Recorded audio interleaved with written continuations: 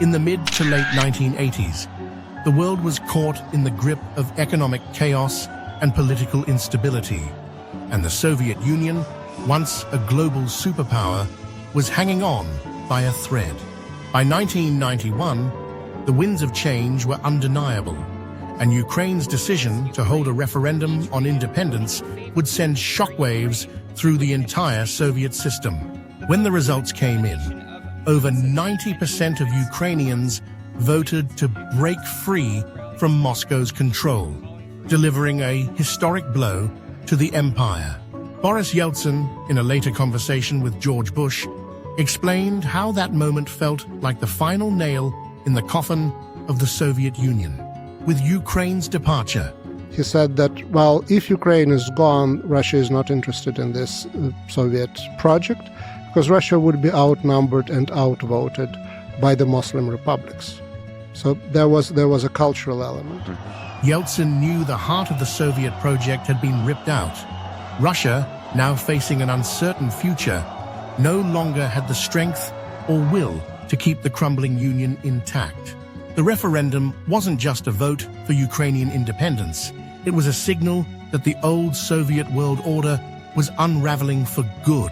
Stock and St. Petersburg ended up in one country, and Kiev, Minsk, and Dushanbe ended in different countries.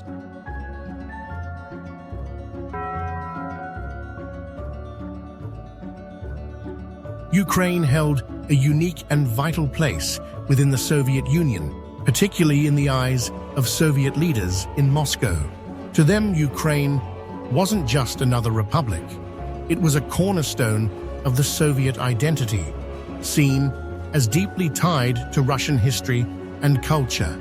In fact, it was often viewed as more traditionally Russian than many of the other republics, with its language, customs, and even its strategic importance, fueling Moscow's belief that Ukraine was crucial to the very fabric of the Soviet Union.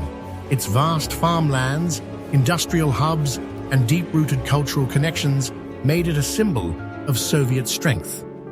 And losing Ukraine would be a blow to the heart of the Soviet project itself. The loss of Ukraine dealt a devastating blow to the heart of traditional Russian identity, shaking the very foundations of the Soviet Union. Yet, the situation became even more tangled in Crimea, where the complexities of national identity took center stage. While over 90% of Ukrainians across the country supported independence, Crimea was a stark contrast. There, only 54% of the population backed the move, with a significant portion of Crimeans viewing themselves as Russian first and foremost. This divide, rooted in deep historical, cultural, and political ties, would later spiral into tensions with far-reaching consequences for the region. After the referendum, the hasty dissolution of the Soviet Union sent shockwaves across the former empire, worsening the already dire hardships for millions of people. So with the second largest republic gone, Russia didn't think that it was in Russia's interest to continue with the Soviet Union. What followed was a storm of uncertainty, as old allegiances, cultural rifts, and geopolitical struggles ignited a new chapter of conflict and chaos. In the wake of the Soviet Union's collapse, a volatile storm of chaos erupted across its former republics. A brutal series of civil wars ignited, each one a fierce struggle for power, identity, and survival. The once unified Soviet states, now fractured and vulnerable, descended into violent turmoil as ethnic tensions, long-suppressed grievances, and rival factions clashed for control. These wars weren't just battles for territory, they were battles for the very soul of a new and uncertain post-Soviet world. With borders shifting, allegiances splintering, and entire nations plunged into unrest, the former Soviet empire found itself consumed by the flames of internal conflict, leaving scars that would take decades to heal. Meeting in a government house in the Beloversky woods outside Minsk. 3 leaders will declare the Soviet Union dead. If people could ever see how it happened, they would never forgive those people. You could forgive them for the sake of a big idea, but there weren't any ideas there. The whole world knows, I think, about the bombing, the stealing, and the killing there.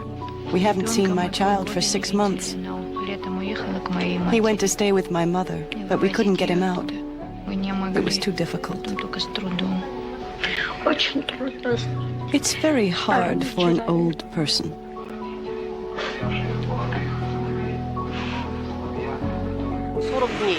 Grandfather died 40 days ago yesterday. I must pay back the neighbors I borrowed money from. It's very difficult to bury people nowadays. A grave costs 6,000 rubles. A coffin is 6,000. I sell whatever I come across. Although Ukrainians proudly voted for independence, the collapse of the Soviet Union unleashed a devastating economic storm. The country, once a vital part of the Soviet machinery, found itself crumbling under the weight of chaos and uncertainty. Ukraine plunged into one of the worst economic depressions in modern history. The GDP plummeted by over 60% in the early 90s, and hyperinflation skyrocketed to an unimaginable 10,000% by 1993. The value of money disintegrated, eroding savings and making even basic necessities a luxury few could afford.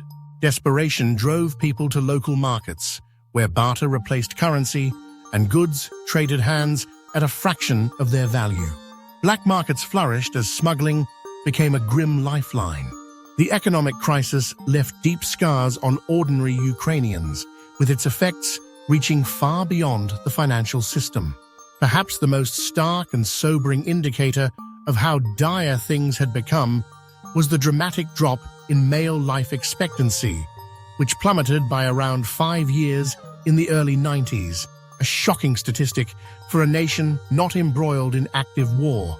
Ukraine, struggling to carve out a new identity as an independent nation, found itself trapped in a brutal fight for survival. The country was besieged by food shortages, rampant preventable illnesses, and widespread poverty. For millions, the future seemed like a hazy, unreachable dream. People were caught in a cycle of confusion, disillusionment, and desperation, unsure of where, or even if, they could find stability in the midst of such turmoil.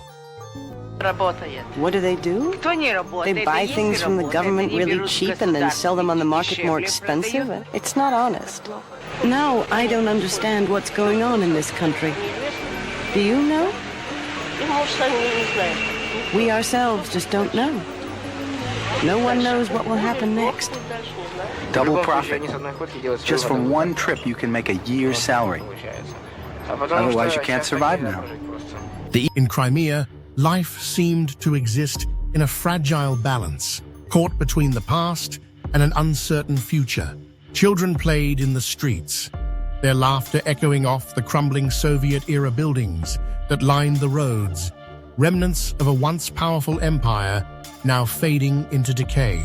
Meanwhile, their parents, burdened by the weight of a turbulent reality, did their best to shield their young ones from the harshness of the world around them. Beneath the surface of everyday life, though, a deeper, more unsettling tension simmered. No one knew what would come next, as old allegiances fractured and the region stood on the precipice of change. In 2013, Crimea became the flashpoint of an international crisis that would forever alter the course of history. Ukraine's president, Viktor Yanukovych, made a game-changing decision to abandon a trade agreement with the European Union in favor of one with Russia. The move sparked an uproar, and over 300,000 Ukrainians flooded the streets of Kyiv in what would become known as the Revolution of Dignity.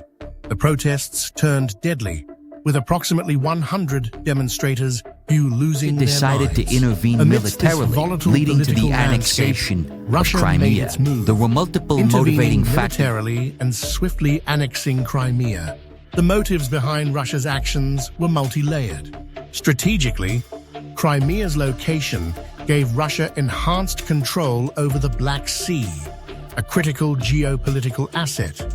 Russian President Vladimir Putin also cited the need to protect the Russian-speaking population in Crimea, though many saw this as a pretext for a deeper, more aggressive agenda.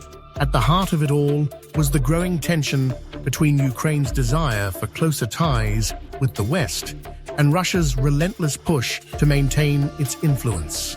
The annexation was a calculated maneuver to stall Ukraine's Western integration and assert Russia's dominance. Yet, Crimea was not a unified front on the matter of Ukrainian independence. The region had long been divided, with many ethnic Russians welcoming the annexation, even celebrating it. For them, the shift felt like a return to something familiar, something they saw as rightfully theirs. Crimea's complex identity and divided loyalties only added to the turmoil of the moment, setting the stage for a crisis that would send shockwaves through the world. У всех 28 стран и одной страны Америки. И поперек года восстанем. Мы не дадим. Мы все русичи. У нас одни корни, у нас одна история, у нас одни беды, одни победы. Мы все, у нас генетически мы русские все. Мы русичи, мы святая православная Русь. Что еще им рассказать? Как называется эта страна? Surprisingly, the takeover of Crimea was not marked by the violent bloodshed many had anticipated. The death toll was shockingly low. 3 soldiers and 3 protesters were all that were claimed by the chaos. Instead of all-out warfare, a quiet but intense atmosphere of intimidation settled over the region. Many pro-Ukrainian Crimeans, faced with overwhelming military pressure and the looming presence of Russian forces, found themselves silenced into reluctant compliance. Fear, rather than force, became the tool of control as Moscow's grip tightened with chilling precision. The streets, once full of defiance, grew eerily quiet as resistance was stamped out, not with bullets, but with the quiet, suffocating weight of coercion. Crimea's story is one of constant reinvention, its fate shaped by forces far beyond its shores. Once part of the Soviet Union, the peninsula later became a crucial piece of an independent Ukraine, the land in which many were born and raised. But today, Crimea has become a part of Russia once again, its identity caught in a perpetual state of flux. For Crimeans, the lines on the map have never been static. They have shifted, redefined, and often erased their sense of belonging. Generations have grown up with a birthplace that feels more like a battleground for competing powers than a stable home. In this ever-changing landscape, the question lingers: where do they truly belong, and what does it mean to be a Crimean in a world where borders never seem to stay the same? As Ukraine continued to spiral into crisis, its hopes of stability seemed more distant than ever. Amid this turmoil, Russian President Vladimir Putin's rhetoric grew ever more pointed. He has often described Russians and Ukrainians as one people, a deeply controversial claim that paints the two nations as inseparable despite their growing divide. To him, the collapse of the Soviet Union wasn't just a historical event. It was, as he stated repeatedly, the greatest political catastrophe of the 20th century. For Putin, the dissolution of the Soviet Empire was not only a geopolitical tragedy, but a personal loss, a rupture of what he views as a unified, shared history and destiny between Russia and Ukraine. His words stoked the flames of conflict, intensifying the already volatile situation and pushing Ukraine deeper into an uncertain future. For some inexplicable reason, Lenin, the founder of the Soviet state, he transferred to that newly established Soviet Republic of Ukraine some of the lands together with people living there, even though those lands had never been called Ukraine. Those lands included the Black Sea region, and which had no historical connection with Ukraine whatsoever. And let's get into the fact that after 1991, when Russia expected that it would be welcomed into the brotherly family of civilized nations, nothing like this happened. You tricked us. The promise was that NATO would not expand eastward, but it happened 5 times. There were 5 waves of expansion. Growing concerns about Ukraine's further alignment with the West and over NATO expansion eventually erupted in February 2022 when Russia invaded Ukraine. The biggest war in Europe since World War II. The greatest geopolitical catastrophe or tragedy of the 20th century.